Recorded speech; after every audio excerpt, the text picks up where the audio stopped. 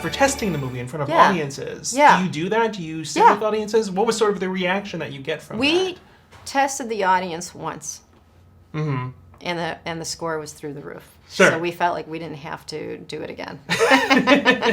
It's like taking your SAT. I mean, if you score a 1599, like maybe you'll get a 1600. But why?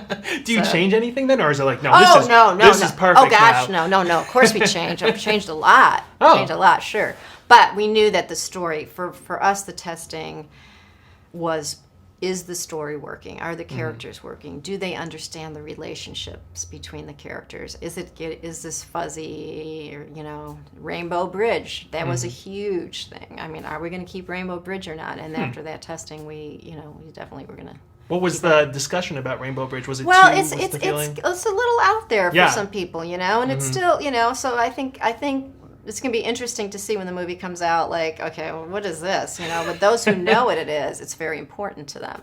So, but it was an astounding reaction was overall, yes, we're keeping Rainbow Bridge. Yeah, when you're depicting something metaphysical, like, what is were there different versions of what, Doggy Heaven potentially looks like theoretically? Yeah, for sure. I mean, in my head, it was always, well, the heaven part of it was his happy place, which was established at the very beginning of the movie in the hayfield when he's doing the chores with Ethan.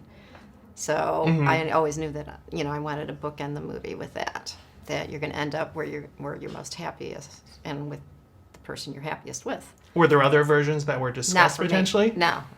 For me, it was always that. I mean, you've worked primarily in television, so what was that transition for you like going into? It was very easy, actually, because with television, the great thing about that is that you're working your craft all the time. It's like you're doing episode after episode after episode, and you're able to work with the actors and work with cameras and work with story, and so you're always, you're working it. With movies, it takes, 15 months and more to make a movie, from pre-production to production to post. So you're not always on the set. You're only on the set for 40 days, 42 days, something like that. So so the TV aspect, that background really gave me the vocabulary and the professionalism I needed, and the security and the confidence I needed to be able to walk onto a movie set and say, hey, this is kind of the same thing. Do you have a preference between the two, or? I love them both. I love them both. For that fact, I love TV because it gets into people's homes, and you can entertain a lot of people at once, and you can do a lot of different things. I love the movie thing. Obviously, the big screen is huge, and that whole process of being able to birth and this baby, conceive and birth it all the way through is wonderful.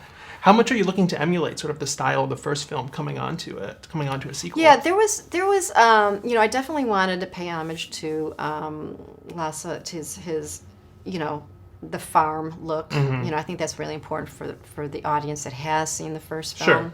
And so that's why we went back to the same farm that they shot, and everything else in between was different.